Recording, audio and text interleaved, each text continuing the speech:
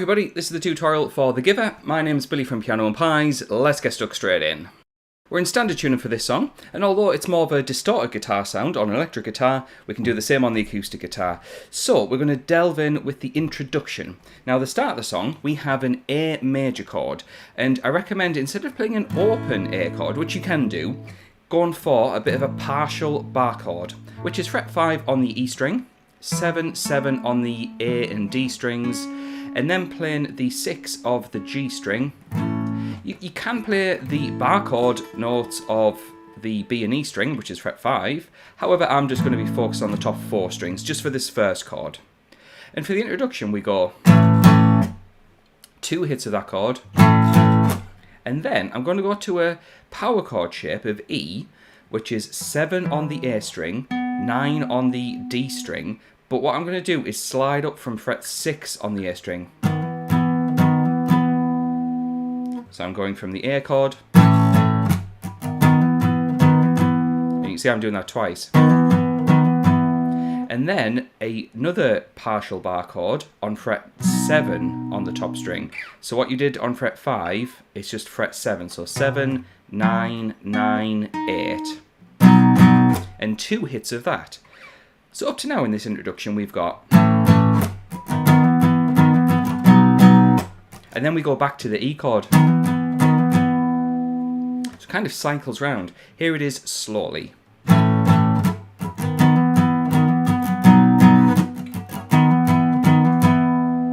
We then go to play it a second time, but then we stay on the B chord and accent it 4 times.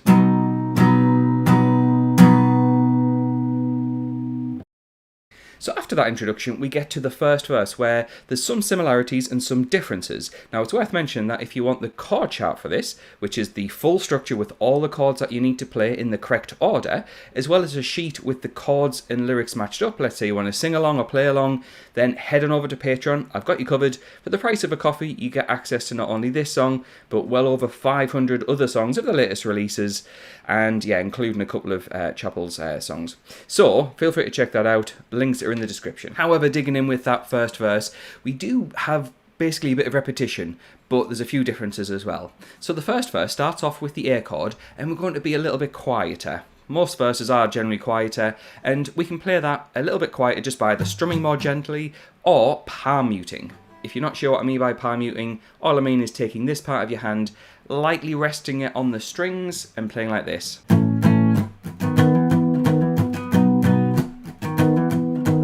Like that. However, what we're going to do for the verse is play that part of the chords 3 times in a row, and then on the 4th time round, we stay on the B. I'm going to demonstrate that without me talking over the top of it so you can see how this first verse works.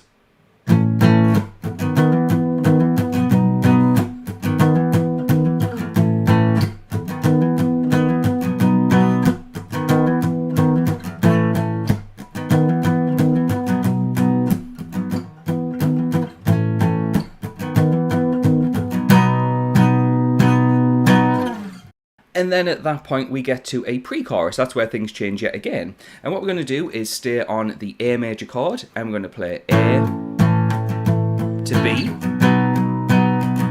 and then A, and then sustain the B major chord. All I mean by sustain is play it once, let the chord ring out, let it sustain for the 4 beats. We then get some good news. We have a bit of repetition. Looking over to my notes, it is the chorus. The chorus goes back to playing what we did for the verse, just a little bit louder, a little bit more lively. So just chugging away with the...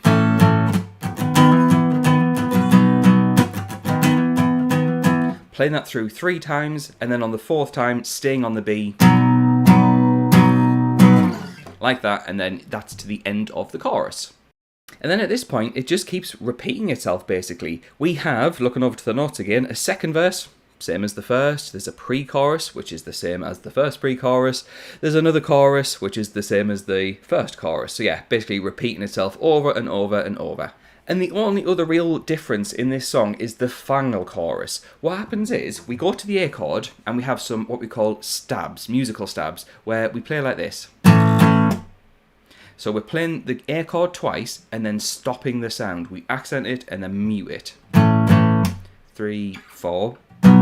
B chord, 3, 4. So it's A stabbed twice, B stabbed twice. 2, 3, 4. 2, 3, 4. Then at that point, you just play the chorus as you normally would.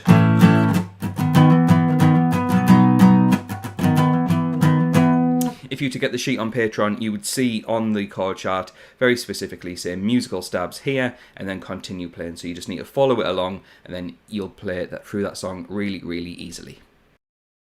And there we go, that's everything you need to get through the new song by Chappell. So if you're interested in getting that extra material over on Patreon, links are in the description. In fact, the people on the screen who are my active patrons, they'll get access to that content straight away. So thanks to them for their support, thanks to you for watching, and I'll catch you in the next video.